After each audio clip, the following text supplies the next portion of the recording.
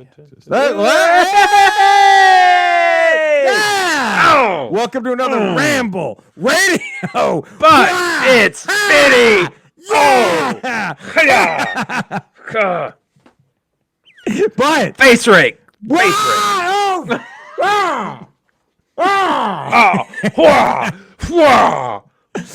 think that real quick, it's also radio. Yeah. But real quick, it's also radio. But real quick, Okay, what? I think the greatest, like as a kid, we should have known it was all a work. The way Hulk Hogan would oversell the back rake. The way he'd be like, like it's like stop. The guy just scratched his back. And it looked like he'd been stabbed. Yes.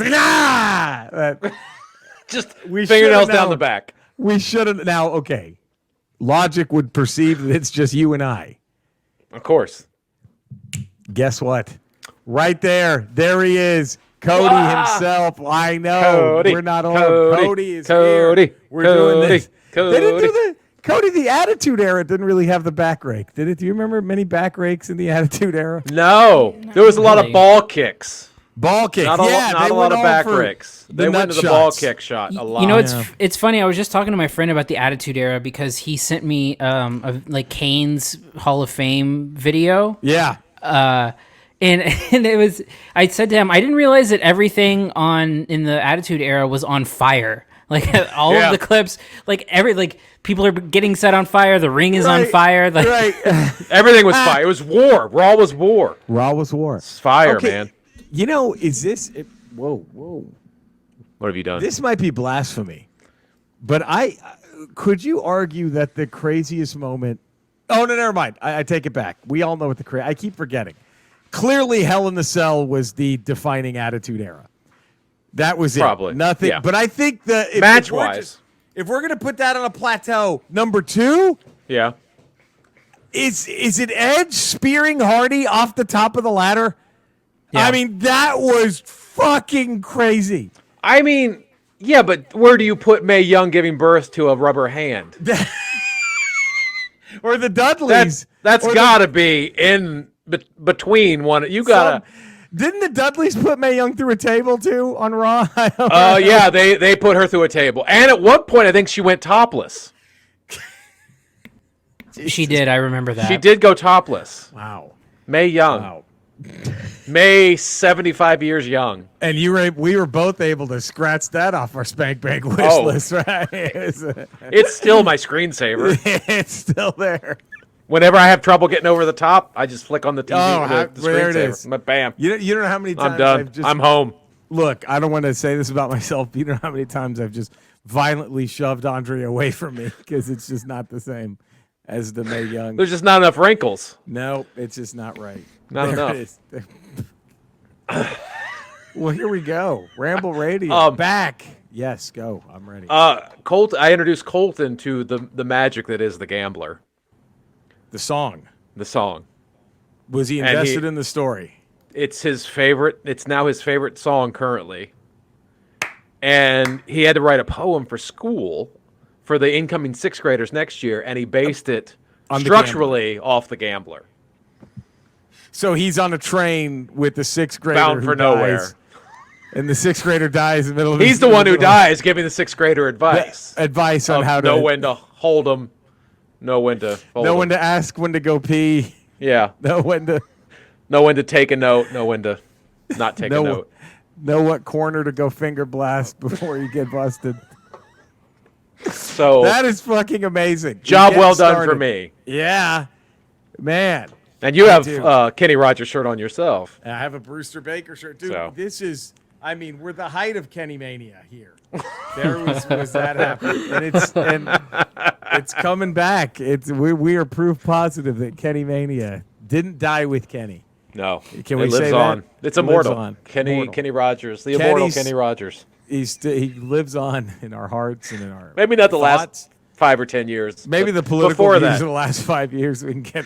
Pre that, he lives I know on. We talked about this, but I want to talk again about his last hit single or the last song. It was, oh God, Cody. It was like the ultimate, I'm not racist. I have black friends. Put to music. Because I remember the line was something like, who would have thought? And he kind of talks it. The best rapper would be white and the best golfer would be black. And it's about damn time. It was so bad. It was like this weird, like Eminem and Tiger Woods, baby. It's so and it's like, and it's about damn time. It was so stupid. It really was like just nothing worse than someone trying to intentionally not be racist. Yes, it's so fucking stupid. It's so racist. And it's about damn time. About damn time. Yeah!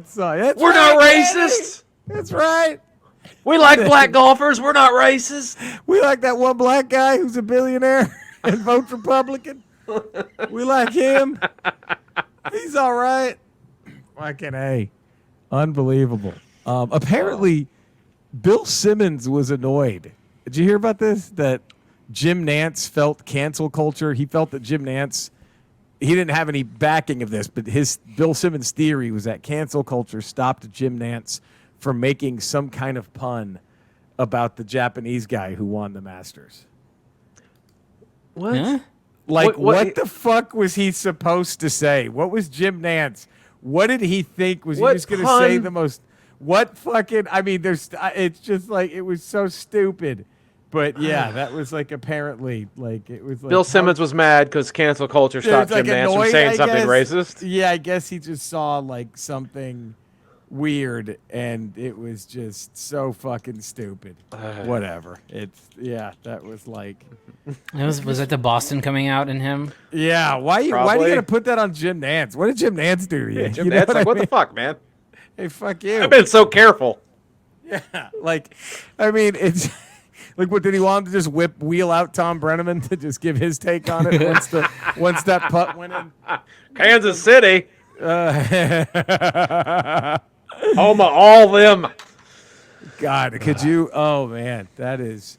You know, it's been done to death, but it is so funny listening to him call a home run in the middle of his apology. I want to play. I'm gonna play that because it's really funny.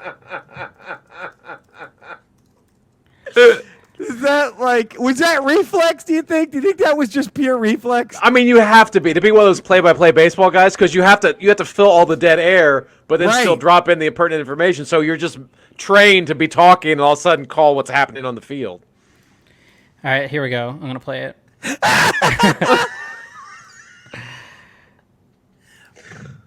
Okay, here we go. All right. I pride myself and think of myself as a man of faith. As there's a drive in a deep left field by Castellanos, it will be a home run. And that'll make it a 4-0 ball game.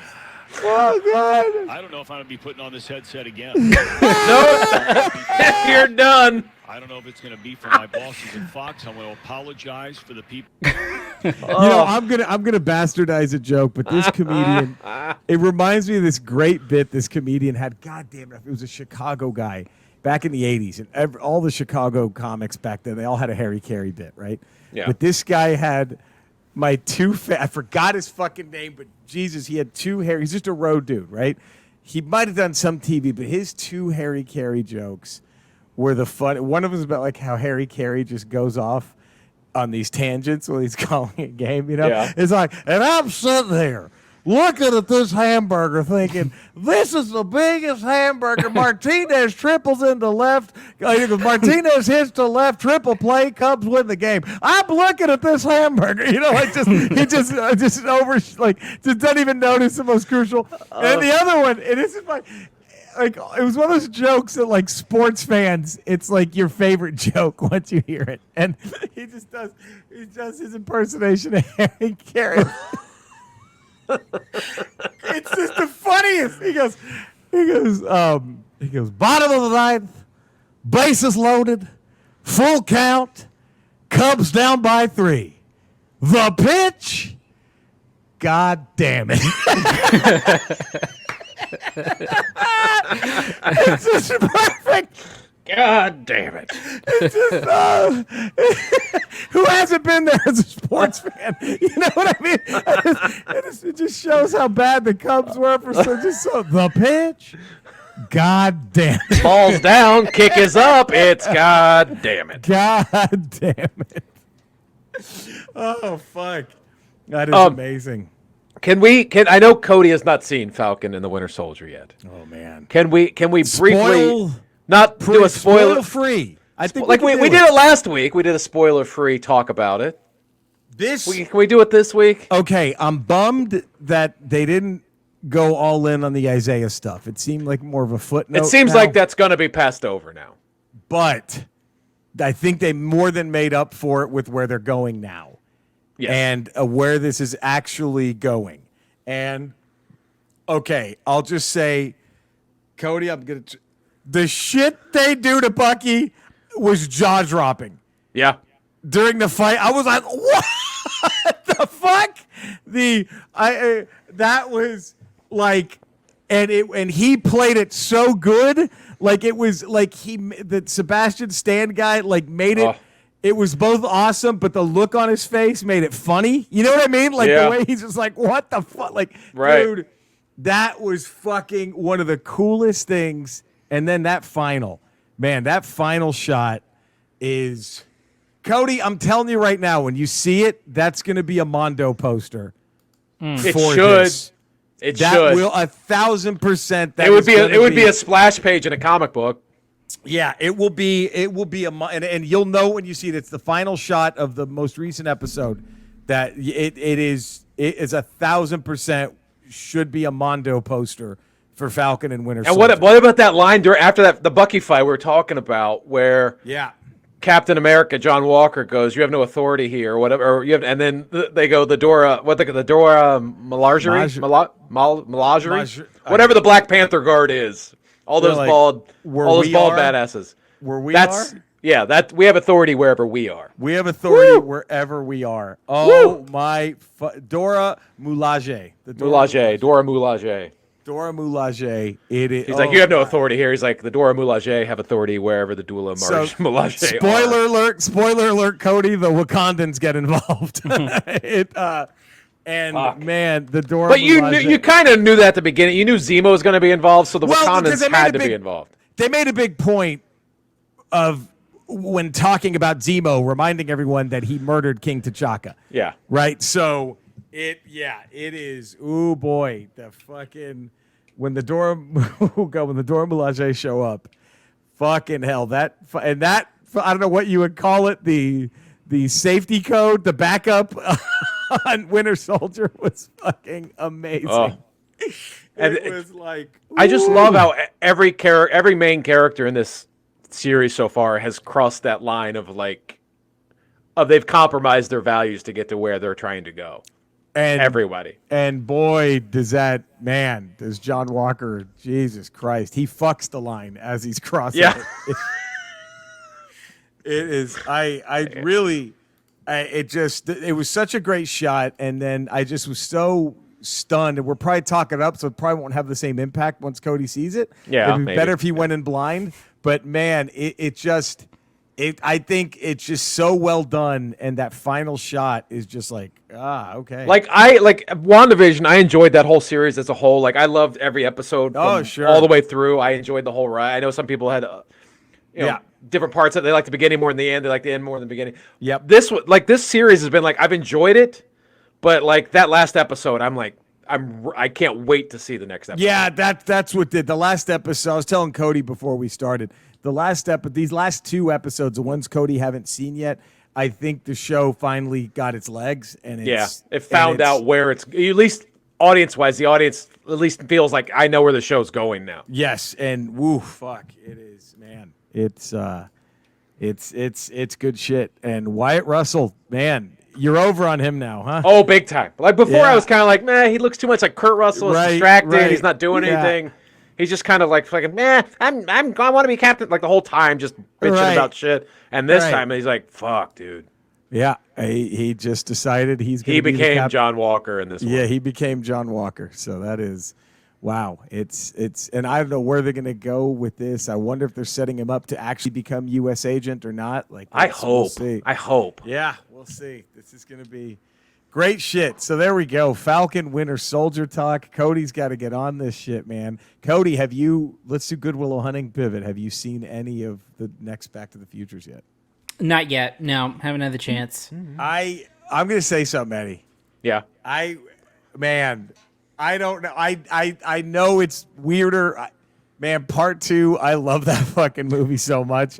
And you talk about final shots. The final shot in part 2, I think, is my favorite final shot in the Back to the Future trilogy. My favorite shot in the back. And I won't say it, but you know what I'm talking about. Yeah. It just, I remember, like, the excitement and how funny it was, right? The way you're like, what? And then the way Christopher Lloyd plays it is fucking, oh man, I could watch that over and over again. That final shot. It's a great end to a second act of a story. Yeah, exactly. You're absolutely right. It doesn't.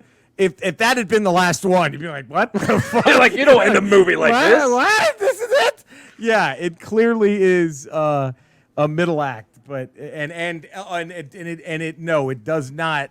It should not be seen on its own, right? I mean, and they shot them back to back, and they released them 6 months apart. So it would have been weird had this movie been released, and then like 3 years later, it would have been bonkers. Yeah, it'd been weird. It would have been an awful movie if it had just been on its own. Yeah, I'd be like, does what that is make happening? sense, Cody? If Back to the Future was just this movie, it would have been like, what the fuck is this? Yeah, like, I don't know what the fuck. They've been back and forth in time like 7 times. But man, part 2, like Eddie said, it's perfect as a middle act, and oh man, it's so much. It's fun. great for the sports almanac alone. Yes. Oh god, the sports almanac. Oh, it's so good. Fuck, man. And then the Nikes that they finally made. Yes. You know what I wanted more than the Nikes was that fucking bag thing they came in. That weird, like, duffel bag looking thing. It was like cloudy and then got clear. Yeah, dude, I want the self-fitting jacket. Oh, forget it. Come on. That was the shit. And let's not forget they called the World Series. They were only off for like a year, right? The Cubs win the World Series by a year. That was a joke, Cody, because Marty's in the future, 2015. And he sees a news report saying Cubs win the World Series sweep. It was, of course, played up for, obvious laughs. But, yeah, they were a year off. That was it. And they played Miami, and Miami didn't have a team back then. Miami didn't have a team back then. That's right. It was like a gator with a baseball outfit. Yeah. Wasn't that the logo? Miami. I forgot what the team name was. It was Chicago beats Miami. Chicago beats Miami sweep. And there was no Miami Marlins back in the Miami team. Early 90s, late 90s, late 80s, I mean. That's true. We had what? Almost 10 years? No, about 5 more years, and they were the Florida Marlins showed up somewhere in there. Yeah. That's that was it's good shit. Back to the Future 2, really fun. The Marty's children. I forgot the casting. I don't know how I forgot that. Oh yeah, what's his face? Very funny. That was very funny. But yeah. And then the weird Flea cameo. We're going to talk about that too. But that pays off in the third one. It does pay off in the third one. The weird Flea cameo does play off. Good old Needles. Good old Needles. Well, all right. I hate to do this. Okay. But it's contractually obligated. Skeletor. We're talking Back to the Future trilogy. Is there any trilogy of films you find hold a special place in your heart? Well, Eddie, that's a wonderful question. I'm glad you asked. As most people in Eternia, I'm a cinephile, Eddie. Did you know that? I love the motion cinephile? Pictures. Cinephile, all kinds of file. I know there's other files. He-Man's mother's pussy file, but also big cinephile. In fact, I'm getting a little double header. I have a good friend from Earth, Matt Gates, is coming over later. We're going to watch a couple of films about Lost Innocence. Say what you will, but that's going to be happening. And anyway, godly, a trilogy. I used to hate sequels. I thought they were just cash grabs that insulted the integrity of the audience.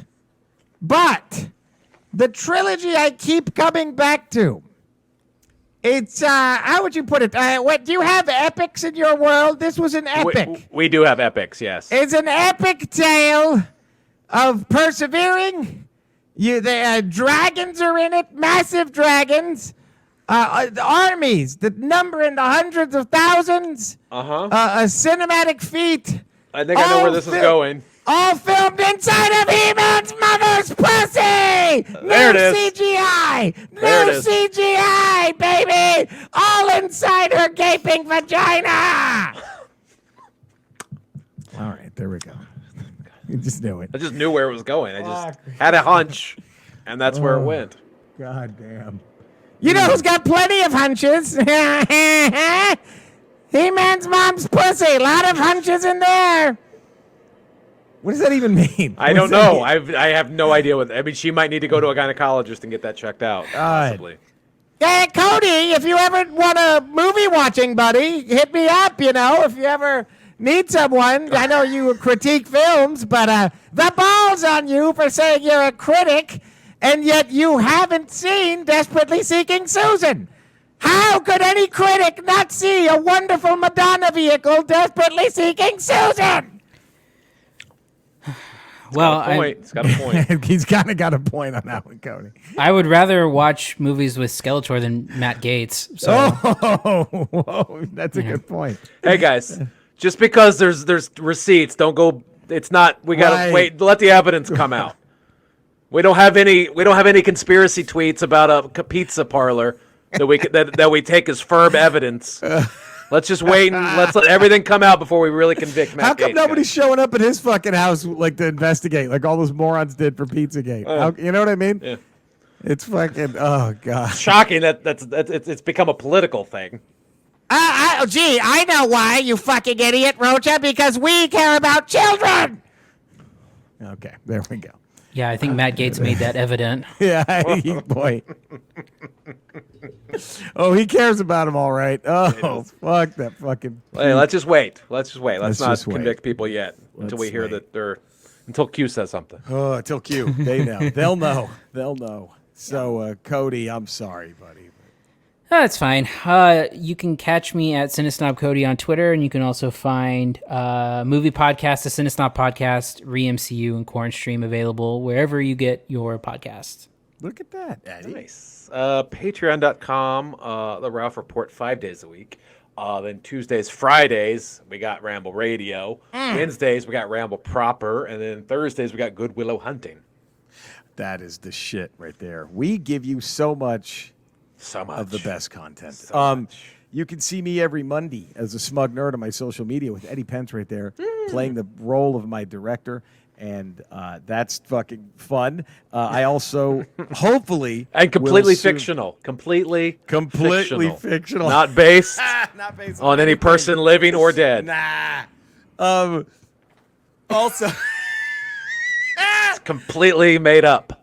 Also, at some point, I'm going to get back to posting YouTube videos about video games. But every night, I'm on twitch.tv/retro rocha, 8:30 p.m. Pacific. Most Mondays, Cody and I will do some sporting. We didn't do it this Monday, but I just want to give a massive shout out to all those who follow my Twitch stream. They know what I'm up against. They were very kind, and they all pitched in and literally in one stream gave me the funds to pick up this brand new iPad so I can enjoy things while I'm undergoing chemo. So thank you all so much. Way to go, Ramblers. Way to go, Ramblers. And most of them are Ramblers. So thank you all very, very much. This means the fucking world. So yeah, fucking new iPad. And they gave me enough that I was able to afford the new iPad and this little typewriter keyboard case. Look at you. Just blowing the money. Just blowing the money. Pissing it away. Pissing it away. I also got what else did I get? I got some ukulele strings. I don't play one or own one, but I did that. I just said, fuck it. So, yeah, thank you all very much. Bought an extra Apple TV 4K, just in case I get a next TV, just in case. Why not? Why not? Just better to have it and not need it than need it, not have it. See? Well, there we go. So thank you all very much. Stay safe. We love you all. Don't make a fuck out of. Subscribe to us. Give it a 5-star rating. Positive text review on all of our platforms. You know where to find all the Cody stuff. You know where to find all Eddie stuff. You know where to find all of my stuff. Go find us. Take care, everybody. We love you. Stay safe. Bye.